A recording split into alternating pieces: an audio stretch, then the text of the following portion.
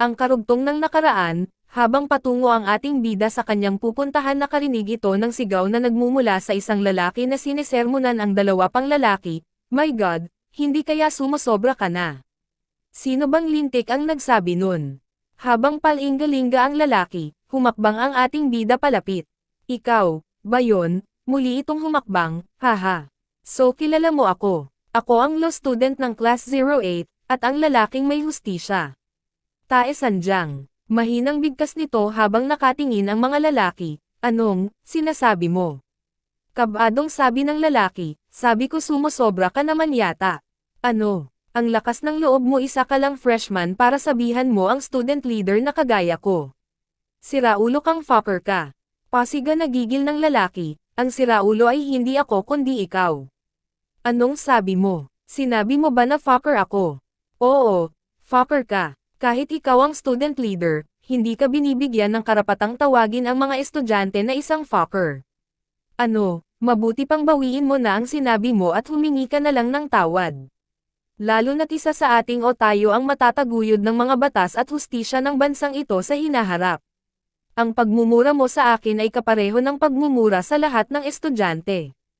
Ikaw tangina ka, hindi ka ba nakakaramdam ng takot?" Tinignan ito ng ating bida ng seryoso, pero nagtimpi ito at kalmado ito muling nagsalita. "Hindi mo ba alam na nasa hustong gulang din ang mga freshman sa kolehiyo? Hindi lang dapat ang bibig mo ang tumatakbo, pero dapat ay isagawa mo din ang pangangaral. How dare you, para tawagin mo akong fucker sa usapan ng mga matatanda? Hindi ako nag-apply sa Korea University para makarinig ako ng mga ganyan salita. Ganon din ako. Sa tingin ko ay mali ang student leader sa pagmumura sa amin ng ganon." Sagot ng isang lalaki, "Ano? Baliw ka ba? Hindi mo ba nakitang kinausap niya ako ng ganyan?" "Well, hindi ko nakita iyon." Ako rin, sagot ng isang lalaki. "Hoy, ikaw hakpilyu. Dapat humingi ka na lang ng tawad. Baliw ka ba? Kayo ang hindi nakapagreserba ng pwesto. Saka bakit ako hihingi ng tawad? Ayoko at hindi ko yon gagawin. Then paano kung makapagreserba ako ng isang lugar, hihingi ka ba ng tawad? Reserba, isang lugar." Ang lintik na ito, bulong ng hanggal na lalaki, na bahagyang umiti. "Fine. Kung makakakita ka ng meeting location at maaaring masiyahan ang professor sa loob ng isang oras, hihingi ako ng tawad sa buong klase, at gusto ko ring malaman mo, ang mga freshman ng business major ay gaganapin ang kanilang class meeting sa Pelton Hotel." Nagulat naman ang mga lalaking estudyante, at kalmado naman ang ating bida. Kinuha ang kanyang cellphone sa bulsa at nag-dial ito. "Well, bakit kailangan ko pa ng isang oras? Magpapareserba na ako ng pwesto ngayon. Sa tingin ba ng fucker na ito ay pagmamayari niya ang Pelton Hotel, o ano? Sige lang, subukan mo lahat ng gusto mo." Bulong ng lalaking hanggal na ngumingisi pa. Maya-maya ay tumunog ang cellphone mula sa kabilang linya at ni-loudspeaker pa ng ating bida bago may sumagot, "Thank you for contacting Pelton. This is the Pelton Hotel Manager, Chang So-an talking. Mr. Manager, pwede ba ako mag-request?" "Of course, how may I help you?" "Kailangan ko agad ng lokasyon para sa aming law major meeting. Ang Pelton Hotel Banquet Hall ba ay pwede bang gamitin ngayon?" "Ibig mo bang sabihin para sa araw na ito?" "Yes, in a hour from now. Kailangan ko lang ng space para sa 100 na person, kasama na rin ang amin professor, ang Pelton Hotel Banquet Hall." Napanganga sa gulat ang mga lalaki. Ito ay hindi ka panipaniwala. "Naintindihan ko, wala pong magiging problema ang pagdating mo. Sa pagkain naman, pakiusap sa head chef na si Albert Leo na ipagluto niya. Kami gaya nung ginawa niya sa aking last time." Hindi makapaniwala ang ibang estudyante na napanganga din, at magpadala din kayo ng 3 bus papuntang parking lot ng Korea University Law School. "Okay sir, ang bus po ay darating anuman sandali. Okay, magkita tayo bago mag-1 oras." Ang head chefs, 3 bus. Napanganga pa rin at hindi makapaniwala ang 3 lalaki, nagsisinungaling siya. "Hindi ito totoo," sabi ng hanggal na lalaki, napasulyap naman ang ating bida. "So dapat ko pa bang tawagan ang head manager ngayon?" At muli ay sumeryoso ito, "Sasabihin ko ulit sa'yo, humingi ka ng tawad." Bigla naman sumigaw ang lalaki, "Tumahimik ka, tumahimik ka. Paano ka nakakagawa ng pangloloko? Tumahimik ka. I warn you for the last time. Ano? Kinabahan sagot ng lalaki. Student leader, lumapit ka sa akin.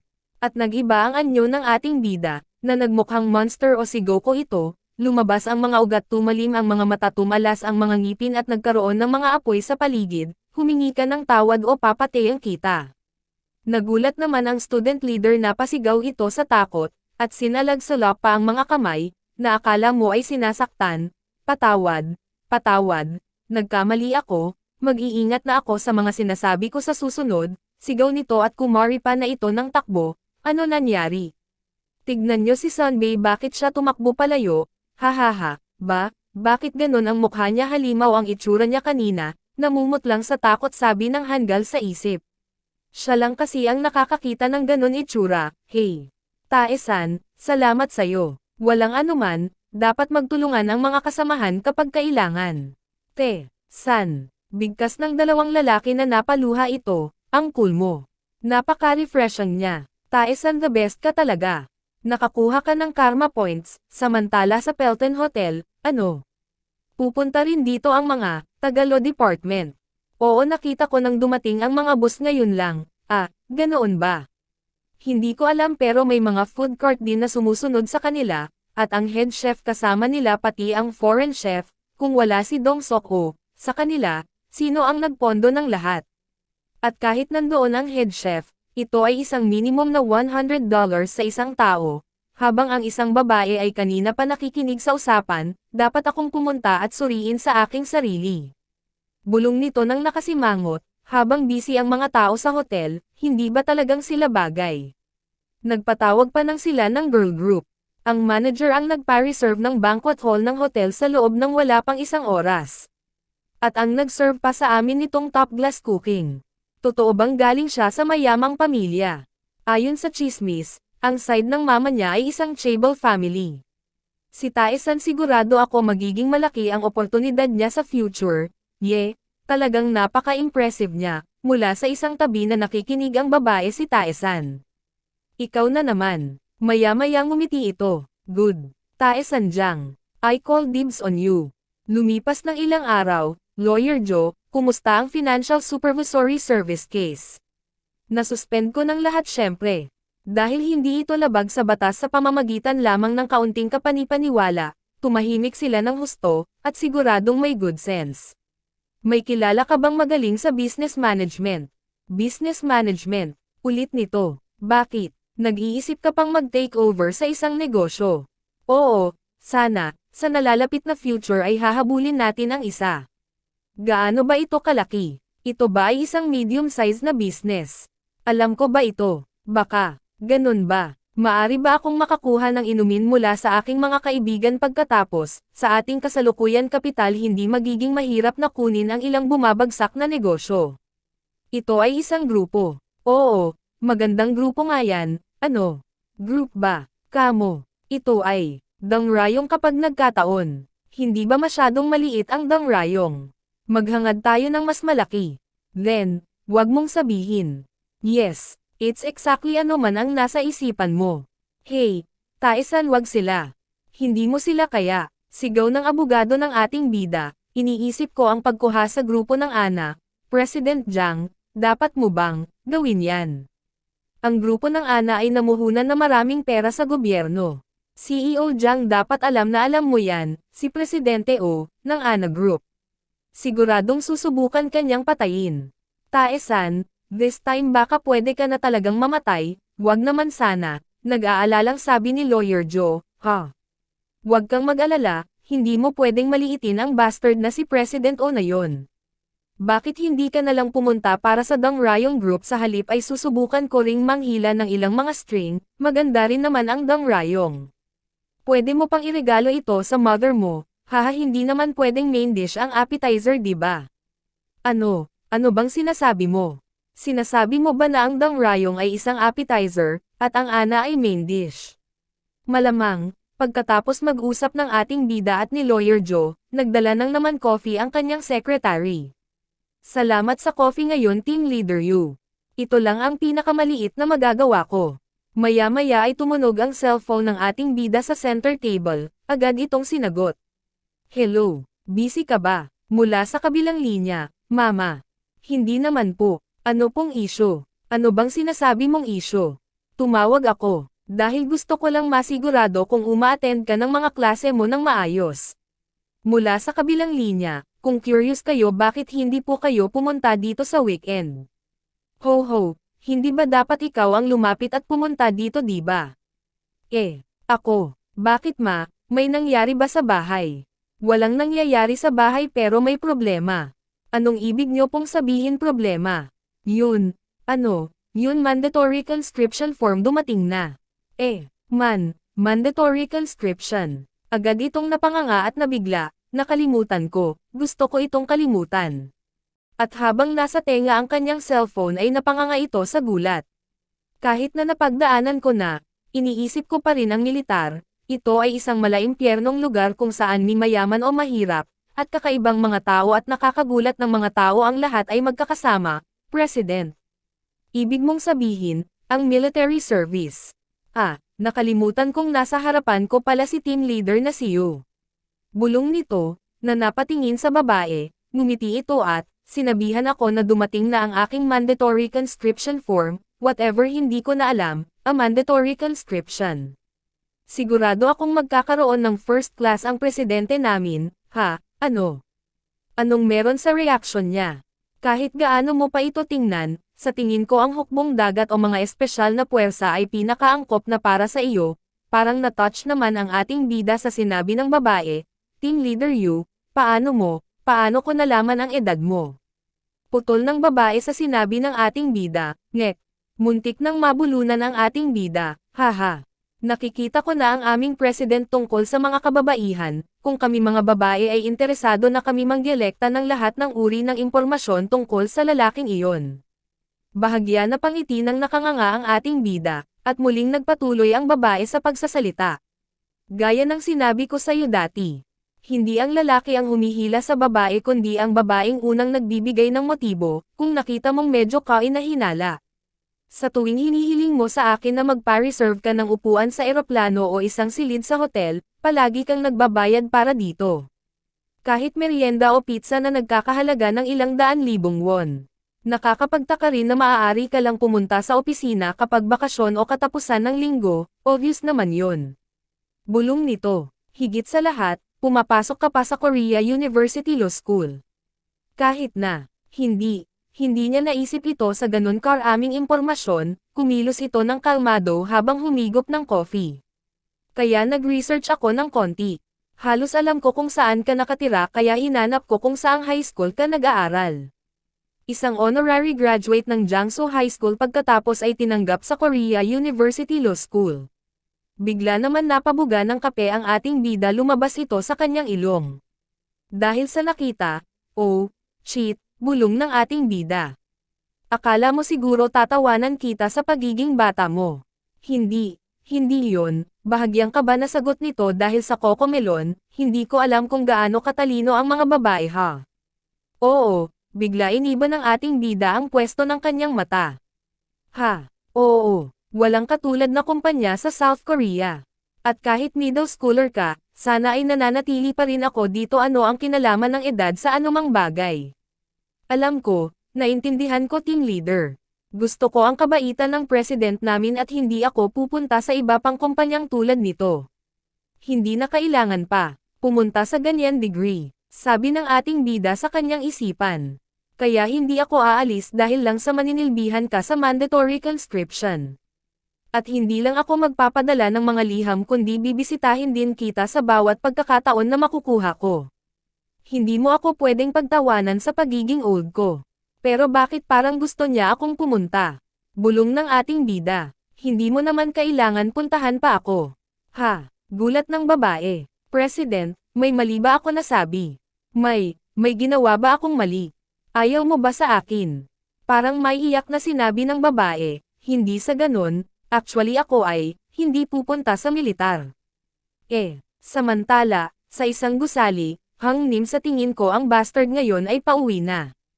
Kaya nga maaga akong lumabas at nasa highway ako ngayon, ano ang gagawin ko? Paano ang mga security guard? Mag-isa lang siya pupunta, tapos, sundan mo siyang, mabuti, at nagpapadala din ako ng ilang kalalakihan. Naintindihan mo ba, Hang Nim? Matapos makipag-usap ng lalaki ay agad pinatay ang cellphone at Tae Sanjang, ang lintik na bastard. Umaarte kang mataas sa mundo ng negosyo ng basa pa ang likod ng tenga. At nag-aaral pa siya sa Korea University Law School. Ngayon ay matatapos na ang swerte mo. Ang iyong bayan ang magiging perpektong lugar para ilibing ka. Hihihi, at samantala habang nakasakay ng kotse ang ating bida. Papunta na ako sa Jiangsu City, bulong nito, maya-maya ay pumasok sa kanyang alaala ang mga binugbog niyang mga gangster. Napakarami kong alaala doon, at nang sumapit na ito sa kanyang pupuntahan, agad itong bumaba ng sasakyan napaka-nostalgic ng amoy na ito. Mapasyalan nga ang mga kaibigan ko, na-miss ko rin sila. Pumunta ako sa Jiangsu para makuha ko ang aking mandatory conscription form, at sa isang iglap bigla lumabas ang nakakasilaw na liwanag na hindi nito kaya tagalan, kaya napabalan ang kanyang mukha sa kanyang likod at napapikit ito. Pagmulat nito ay madilim at agad itong napangiti. Kung hindi lang ako biglang tinawag ng mga Diyos, gayon hindi ko na kailangan ng iba pa, pero, muli sino na naman kayang Diyos ito?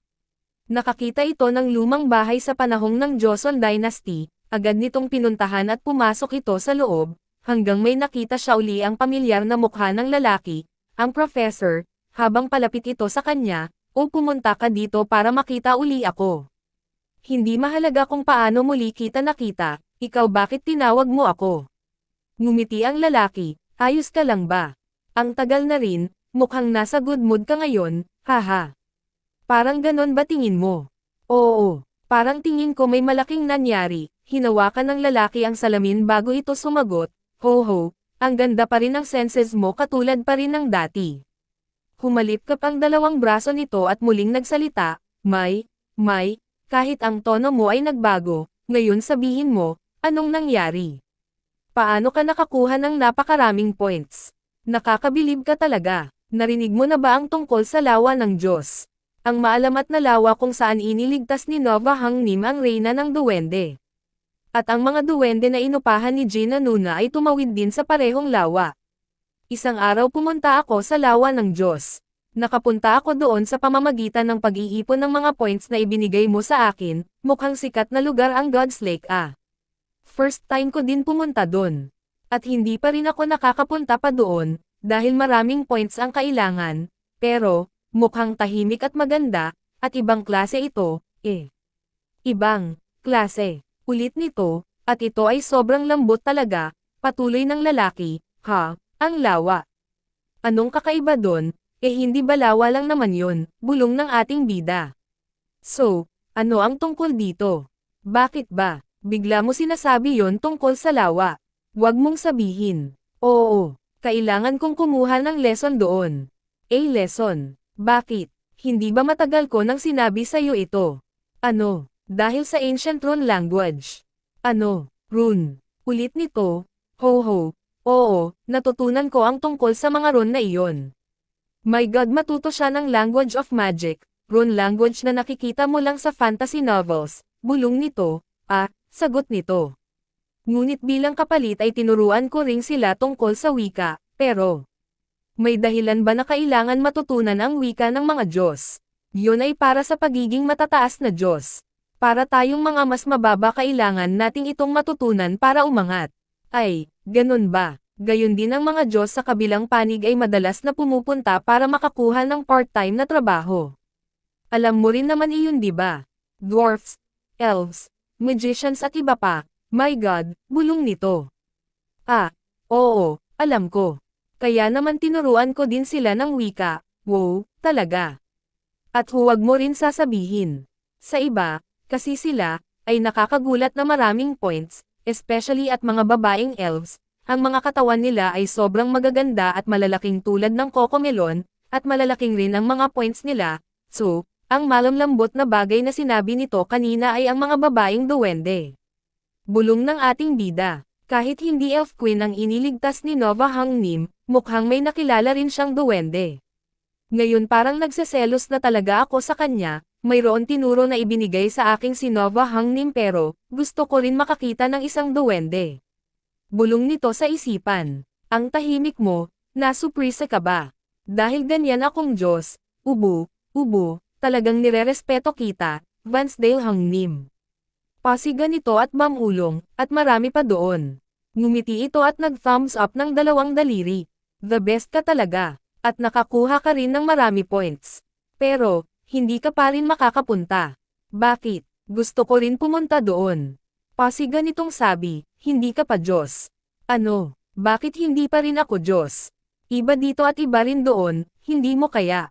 Katawan ko lang ang nasa lupa, pero gising pa ako dito kausap ka at pakikipagnegosyo sa mga Diyos diba? Ang ibig kong, sabihin may paraan, Itong lalaking ito, medyo natuto rin siya sa business ha, bulong ng ating bida na napangiti, ano na? Ano ang kailangan kong gawin? Baka delikado ito.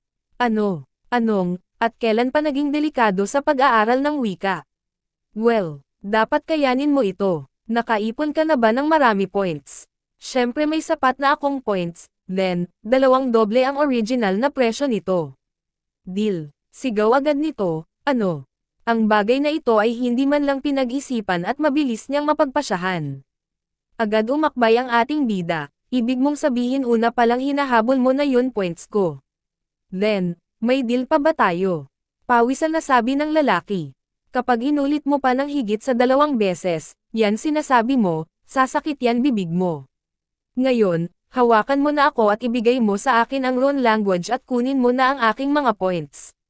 At sa isang iglap ay naglaho ito, naging makulay at bumalik sa kadiliman ng gabi. Ang isang makapangyarihang Diyos mula sa kabilang mundo ay may mga mata na nakatingin sa iyo. Isang makapangyarihang Diyos mula sa ibang mundo, hahaha, sinabi ko na sa iyo ito diba? Sinabi ko na delikado ito, ano? Hindi ito ang inaasahan ko, samantala sa Jiangsu City, human. My brother, welcome to Jiangsu City, sigaw ng mga kaibigan ng ating bida na sumalubong sa kanya, my brother, ang kulit mo.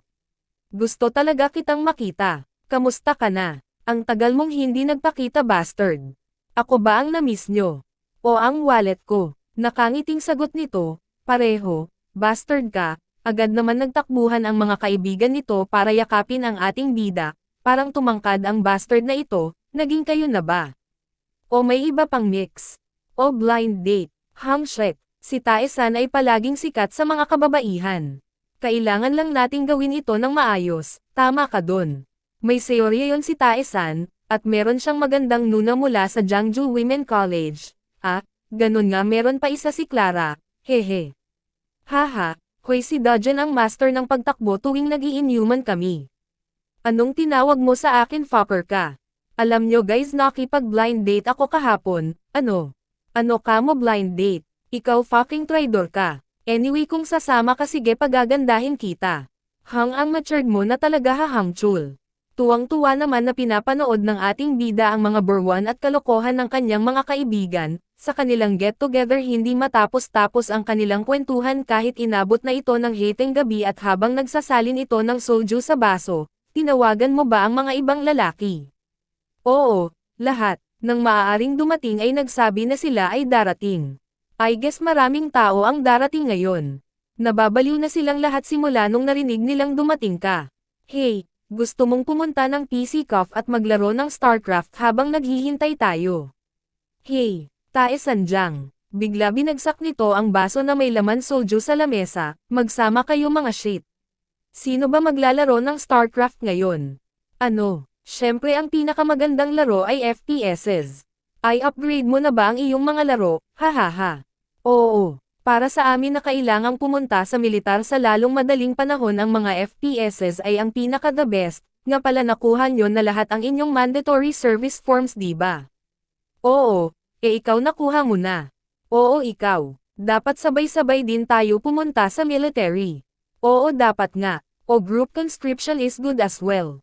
Okay, sa ating pagkakaibigan cheers, muli ay napatingin ang ating bida sa kanyang mga kaibigan, muli ay nagsalita ito, hey, pasensya na pero, guys makakapunta kayo pero hindi ako makakasama sa military.